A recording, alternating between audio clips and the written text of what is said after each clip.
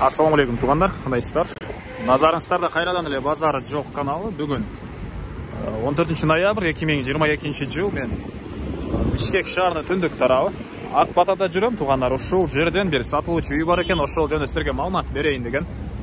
Биринчи эле болуп баруу жолун түшүндүрөйүн. Мен турган жер Объездной жана Ак Батанын негизги кирүүчү көчөсүнүн кесилишинде турам. Жанында бул жакта чоң Тулпар торговый центри бар. Сатылуучу үйүбүз туғандар, сиздер ушул Ак Батага кирген негизги көчө менен түз бара бересиздер. Барганда 15-чи көчөндө жайгашкан сатылуучу үйүбүз.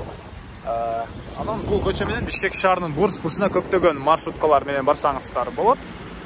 Жана сатылуучу үйүбүзгө чейин 117-чи 185-чи дагы бир маршруткалар барат. Анда 3 маршрутка барат.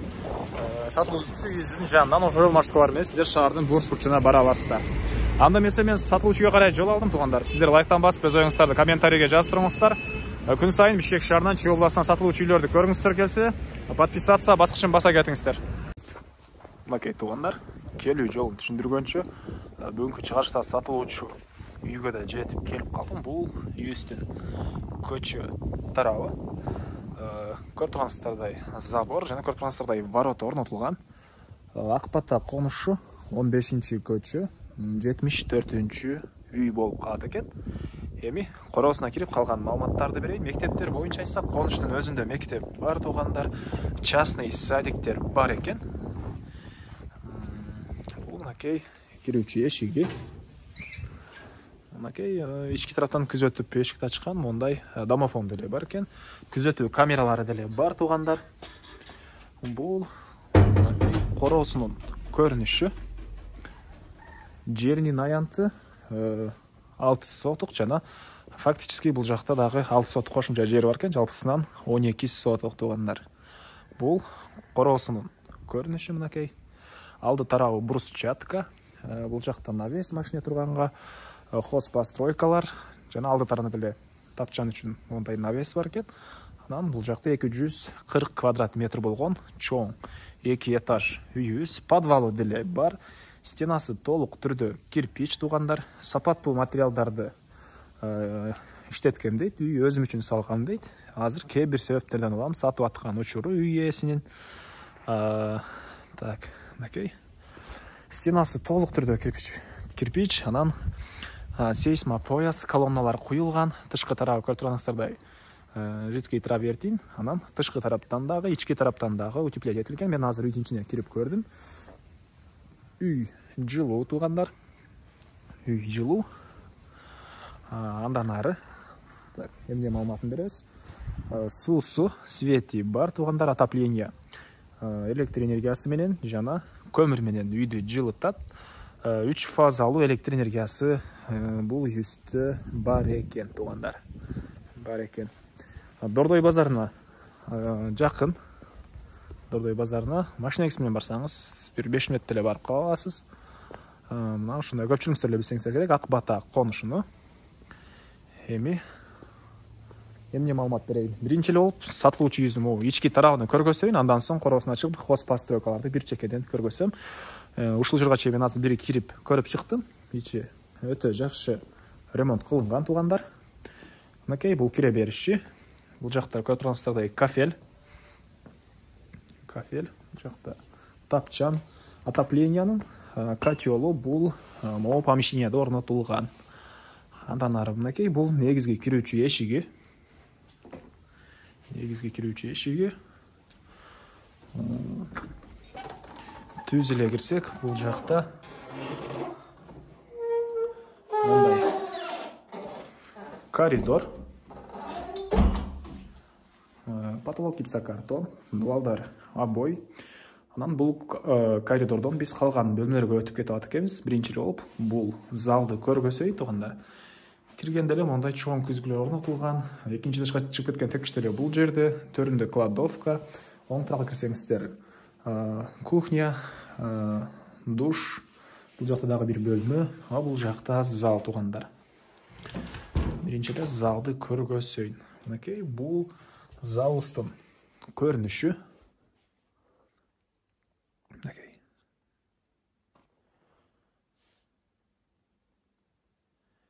Бұл зал, дуалдары обой.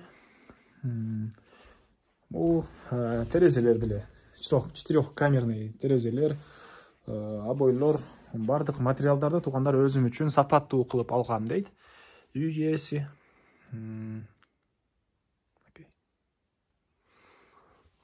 Андан ары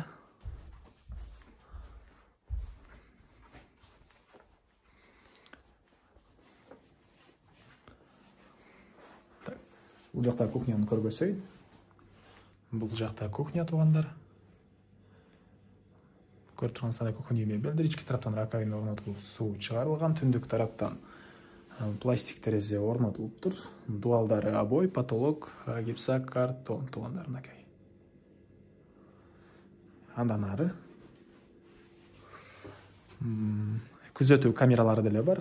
Азыр анда дисплейин көргөсөм, өйдөн этажда орнотулган монитору. Бул жерде санузел. Бул жерде санузел.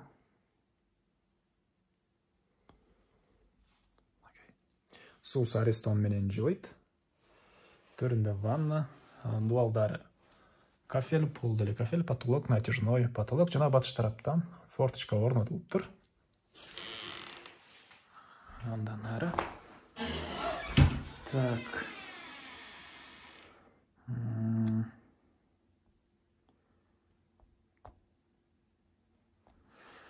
Бул жерде кладовка. Бул жакта дагы бир бөлмө бар экен. Потолок гипсокартон, түштүк тараптан пластик терезелер орнотулган, пол ламинат. Ар бир бөлмөдө отоплениянын батареялары бар. Так. Отопление туғандар көмір менен жана электр энергиясы менен үйдү жылытат. Бул экинчи этажга чыгып кеткен. Тепкичтер. Окей.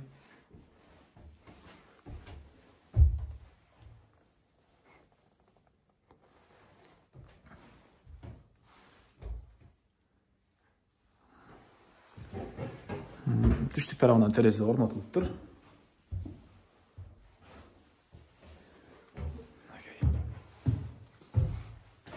Экинчи этаждын коридору.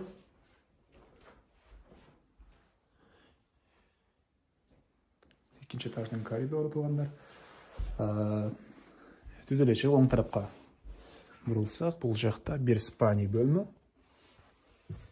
Окей. Бул жакта спальный бөлмө. Потолок натяжной. Чыгыш тараптан пластик терезелер орнотулган. Анан бул жакта кондиционер туғандар. Жай айларында салкын, кыш айларында жылуулайт экен үйдө. Мынан күзөтүү камералардын эмеси бул жакта орнотулган. Окей. Бул спальный бөлмөсүнүн чыгыш тараптан жана түндүк тараптан пластик терезелер орнотулуп тур. Полдоры ламинат, дуалдары обой. Окей. Мына ушундай көрүнүштө. Эми андан ары бул бөлмөдөн чыксак, бул жакта дагы бир бөлмө жайгашкан. Мынакей. Түндүк тараптан пластик терезе орнотулган. Потолок гипсокартон, дуалдары обой, пол ламинат. Окей. Мына ушундай көрүнүштө туғандар. Эми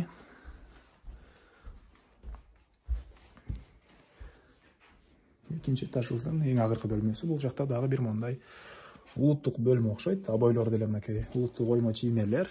Бул жакта тоолордун сүрөттөрү, потолоктор деле улуттук мындай оймо чиймелер экен. Бул жагында түндүк. Анан түштүк тарабынан терезе орнотулган. Терезелер эскерте кетейин. 4-камерный терезелер деп айтты, пластик терезелер туғандар. Так, эми короосуна чыгып калган маалыматтарды берейин. Мен Кареле сатылуучу үйүздүн короосундамын туғандар. Эми бул жактагы хозпостройкаларды силерге бир чекеден көргөзөйүн. Бул жакта мынакей көрүп тургансыздардай очок, барбекю бар экен. Оң тарапта чакан склад, чакан эмес, чоң эле склад. Анан бул жакта дагы бир отункана туугандар. Бул жакта отункана, анан бул жерде отоплениянын котелу жайгашкан бөлмө. Дагы бир жолу эскерте кетейин, отоплениянын котелу көмүр жана электр энергиясы менен үйдү жылытат.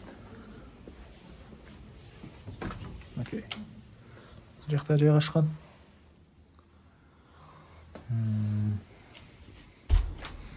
Эми эмне маалымат? Эми айтылбаган бир эле баасы калды окшойт бул үйүбүздүн туугандар. Бул үйүбүздүн баасы $100,000 деп атышат үй ээлери. Анан дагы сүйлөшүү болот. Ээсинин номерин мен экранга калтырам. Окей. Үйүбүздүн көрүнүшү. Так. Анан бул жакта туугандар мынакей бактар, көрүп турганыңыздардай. Черешня, алма, жана башка көптөгөн бактар бар экен.